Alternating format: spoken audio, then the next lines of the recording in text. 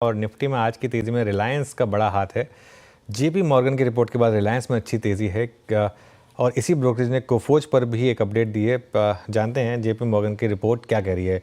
कंचन, good afternoon. पहले रिलायंस फिर कोफोज। जी definitely, जैसे कि आपने मेंशन किया, दोनों ही स्टॉक में एक अच्छा खासा ओवरव्यू जो जेपी मॉर्गन की तरफ से आता हुआ दिखाई दिया है। शुरुआत कर लेते हैं रिलायंस इंडस्ट्रीज के साथ। इस टाइम पे उन्होंने ओवरवेट की कॉल दे दी है। जो टारगेट कोट किए गए हैं दैट इज 1568।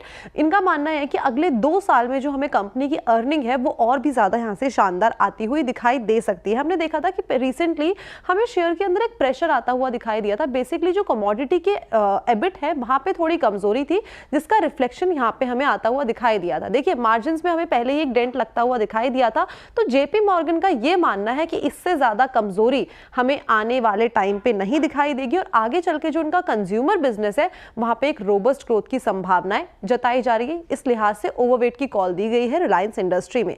इसके अलावा अगर हम बात करें कोफोर्ज की, तो उनका मानना है कि कोफोर्ज इस टाइम पे ऑल ओवर आईटी सेक्टर में काफी ज्यादा ल्यूक्रेटिव पोजीशन में बना हुआ है, इसलिए उनकी टॉप पिक भी है। जो टारगेट उन्होंने कोट किया है वो है 2080 का।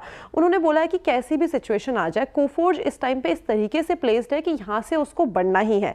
साथ ही इस टाइम पे जो आईटी स्पेंडिंग का माहौल है उसमें भी हमें कोई भी कोफोर्ज के अंदर कोई भी गिरावट देखने को नहीं मिली है, इसलिए जो डाउनग्रेड की संभावनाएं हैं वो काफी ज्यादा कम हो गई है। फिस्कल ईयर 25 में हमने देखा था कि 15.5% की अर्निंग ग्रोथ थी और फिस्कल ईयर 26 में अनुमान जताया जा रहा है कि ये ग्रोथ हमें यहां से भी और भी ज्यादा रोबस्ट साइड में जाती हुई दिखाई देगी। इसे अगर हम दूसरी कंपनी से कंपेयर करें तो उसके कंपैरिजन में जो वैल्यूएशन है वो काफी ज्यादा इस टाइम पे अच्छे लग रहे हैं। साथ ही साथ इसके मुकाबले जो अर्निंग ग्रोथ है वो भी यहाँ पे ज्यादा शानदार नजर आ रही है। वैल्यूएशन की बात करी जाए, फिस्कल ईयर 27 का एस्टिमेट जो है पीई का वो है 33x का। वहीं अगर ग्रोथ की बात करी जाए तो रेवेन्यू में यहाँ पे हमें 19%, मुनाफे की बात करी जाए तो 25%। इसको अगर हम कंपेयर करें मिड कैप आईटी से और लार्ज कैप आईटी से तो वहां की ग्रोथ देखिए कोफोर्ज के कंपैरिजन में हमें कहीं ना कहीं धीमी होती हुई ही दिखाई दे रही है, लेकिन कोफोर्ज इस टाइम पे काफी ज्यादा स्वीट स्पॉट पे है। ओके, तो रिलायंस और कोफोज, कंचन शुक्रिया इन दोनों पर व्यू। नीरज जी, रिलायंस पे क्या व्यू रहेगा? रिलायंस पे मेरा व्यू पॉजिटिव है because definitely oil and gas business में थोड़ा मार्जिन प्रेशर है, बट इस बार रिटेल का बहुत अच्छा कंट्रीब्यूशन था और उसके अलावा टेलीकॉम तो लगातार ग्रोथ दिखाई रहा है।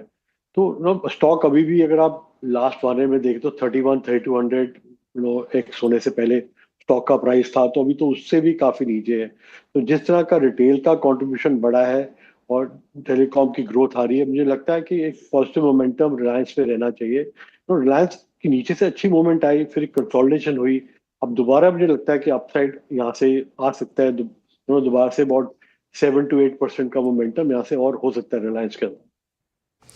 चलिए एक बार सीडी